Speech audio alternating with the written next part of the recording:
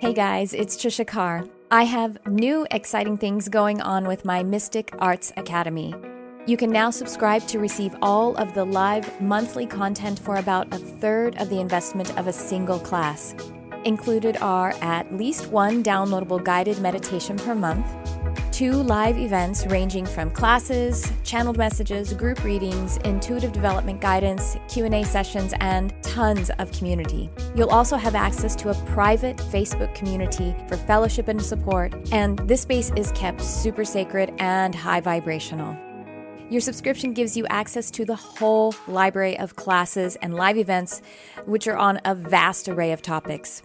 All events are offered online by Zoom video call, and many are also offered live in person at my studio here in Los Angeles.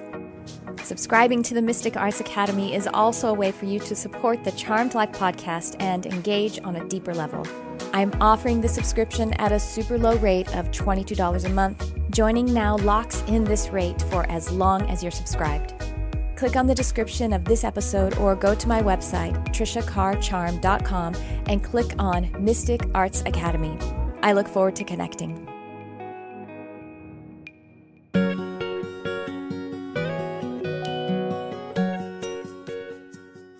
Hi everyone, welcome to this mini episode of Charmed Life. I am Tricia Carr, and this is Phase 13, the 13th day in our 29 days of lunar phase. We are still in the gibbous moon energy, the waxing gibbous. Waxing means to expand and to grow. Gibbous means bulge. We will enter into the full moon phase about 2 days from now. Wait, where am I? Yeah, about 2 days from now. But that's just sort of the beginning. The actual full moon will be straight up in about 4 or 5 days. If you're watching this and you're on the journey with us as we go, this is actually Friday. We'll kind of start to enter the phase of full moon on Sunday, and then the full moon at 100% will be on Tuesday. But the actual phases sort of bridge about 3.5 days. And so we are in this phase of the gibbous moon, the waxing gibbous, the expanding gibbous being more than 50% of the illumined moon. More than 50% of it is showing its surface. She is showing her illumination to the earth, and that means you too. Your connection to the moon means that you are receiving the energy from source. You are acting on your intentions, honing your intentions, and approaching the time to reap, the time of harvest, which is the time of the full moon. And how to continue to better prepare as we're still in the energy of creating. We still are in the potential energy. We are still in the adjusting the intentions and acting upon the intentions. This is a good time in order to prepare to be in forgiveness mode. In yesterday's phase, we talked about releasing, and forgiveness is a way to prepare for your harvest. Forgiveness is an energy to allow into your field as a way to release and as a way to better prepare for your harvest. Not only prepare for your harvest, but to do the last bit of tending to the crops as you would to foster the manifestation. So the manifestation is still in the creation process. And so this phase, this day, the energy of the moon to connect with today is forgiveness first, then manifestation. This is what Spirit gave me about the energy today. And so let's look at the energy of forgiveness. Now, forgiveness could be for another person. And even if there is forgiveness, let's say there is some kind of abuse or wrong that you experienced in a relationship with another.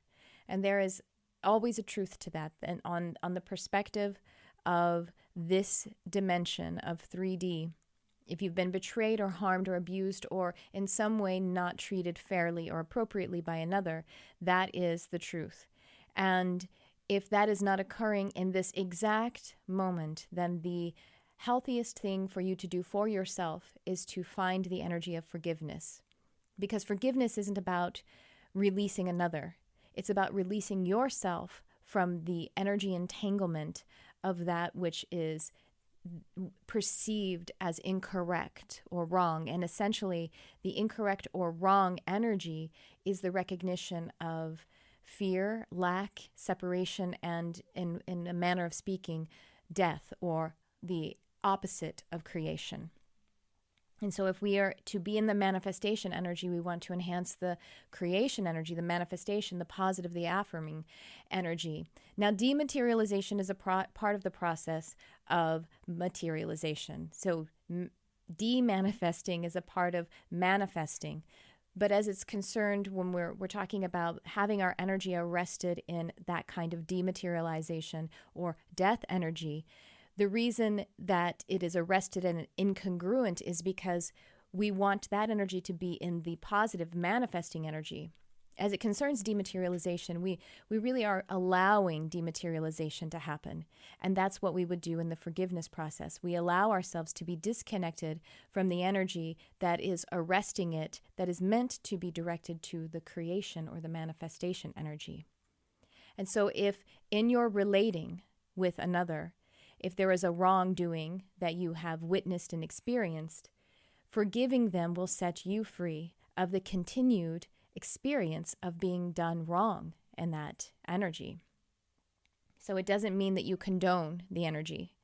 It doesn't mean that you condone the actions of another when they did something that was out of alignment. It means that you free yourself from the continued experience of it. Because if you are holding unforgiveness about some kind of wrongdoing, and it's really happening in your mind, you are experiencing that wrongdoing over and over in your imaginal, in your energy space. And that isn't serving you, and it isn't serving anyone. It isn't punishing the other person either. It isn't keeping them from doing that to you or to another either. It isn't really truly reminding you to not be engaged with them by you keeping that unforgiveness, by withholding forgiveness from them. You know to not allow that anymore. And so it really doesn't serve you in any way. And it will arrest your creator energy. It will arrest your I am energy. Because the I am energy now is in the energy of I am a victim. I am one who has suffered an abuse or a wrongdoing. And that's not the energy that is going to move toward your higher good and your manifestation. Now, another person to forgive so that you can forgive first and then manifest is yourself. In the process of manifestation, we can be in the recognition that we have failed, in air quotes, for those of you who are listening and not watching, that we have failed to manifest in the past.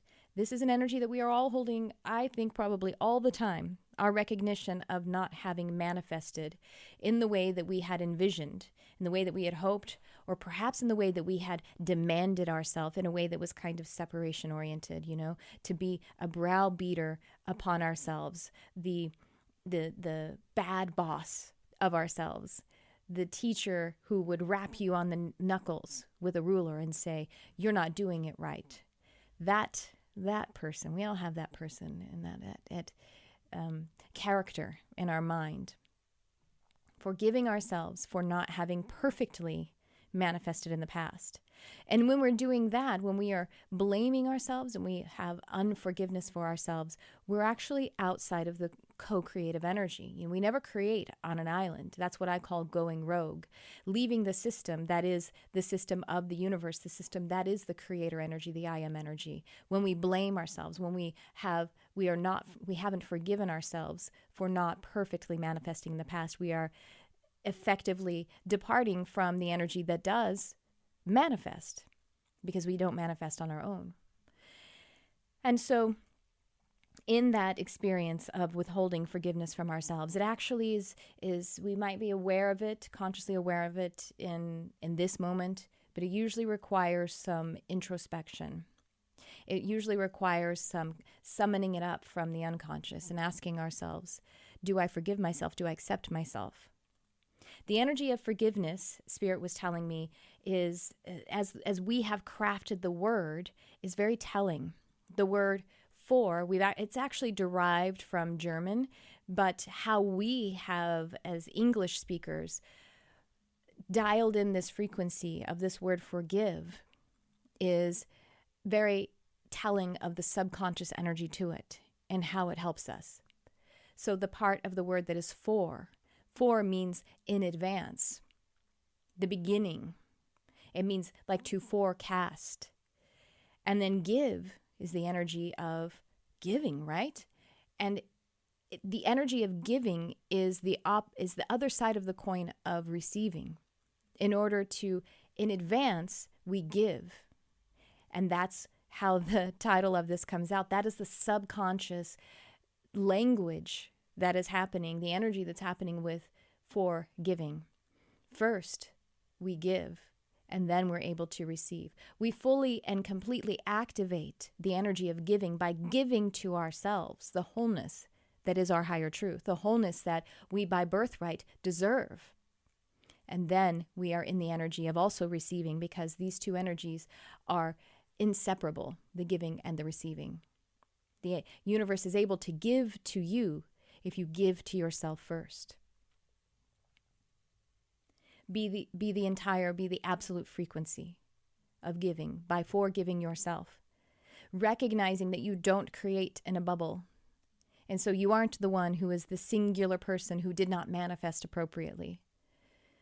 And then you can relax, become very present. That is what forgiveness allows you to do. To release unforgiveness frees up life force energy to be able to be directed then to your manifestation energy. So if it is forgiveness for another or forgiveness for yourself, you free up that arrested energy, and then it naturally flows more efficiently and appropriately. Your clarity of your mind, of your emotions, of how to take actions, of what your intentions truly are, those divine intentions.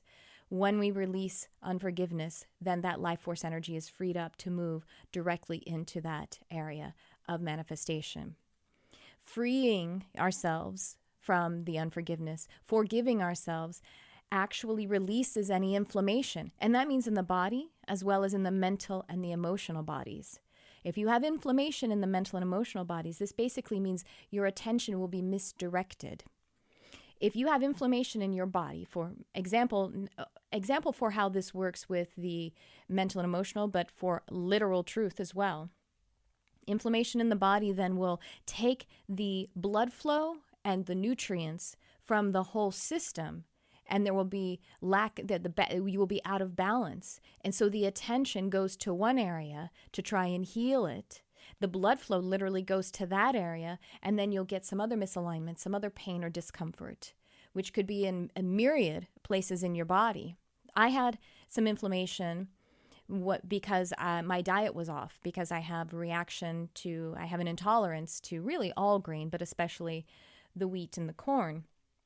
And that's probably because the GMOs that are now used in the process of growing those products make it completely inedible for beings.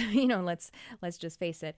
And so I'm highly intolerant of that, and then grain in general doesn't seem to align for me. And not knowing that and continuing to eat that and not giving myself the service for giving myself of that habit, I had rampant inflammation that was causing all kinds of issues. I was going to the emergency room because I was running a high fever and having extreme pain in my gut, and they thought that I was septic or that I had not appendicitis, but what is that? Pancreatitis. Yeah, pancreatitis. And they thought, something terrible was going on because I had the high fever, which indicates, infection. And so because I had inflammation in my body, that was occurring. And then I had inflamed wisdom teeth that they were saying had to come out after I changed my diet. They no longer have to come out. They're like, no, they're fine. Just leave them. And then I also had these pinched nerves happening in different parts of my shoulder and back. And, it was all of these things that were happening, different kinds of viral flare-ups that were occurring. All of that stuff went away when I reduced the inflammation in my body. In this particular example, it happened by changing a behavior and changing what I was consuming. In this case, consuming something that was contrary to my true energy. And so forgiveness or I should say unforgiveness, holding some kind of blame for yourself or for another, is like ingesting something that is not good for you. It is bringing it into your energy. And so it creates an inflammation in your mental and emotional body. And the life force energy, akin to the blood, akin to the nutrients, akin to the anti-inflammatory, the balancing hormones and everything, have to go to that area to try to make it right, and can't go to the thing that you are aligned to create. So, forgiveness brings you present with the whole. You are giving yourself the orientation, the higher truth, the awareness of wholeness. You could even say holiness, as you align with the one I am energy, which is the energy that creates. And the way you get to the one I am energy that creates is by your own I am energy. And then you are in alignment and your manifestation is certain. That's it for this phase 13, moving into our manifesting full moon cycle. I'll check in with you tomorrow. Thanks for tuning in. I love you, whoever you are.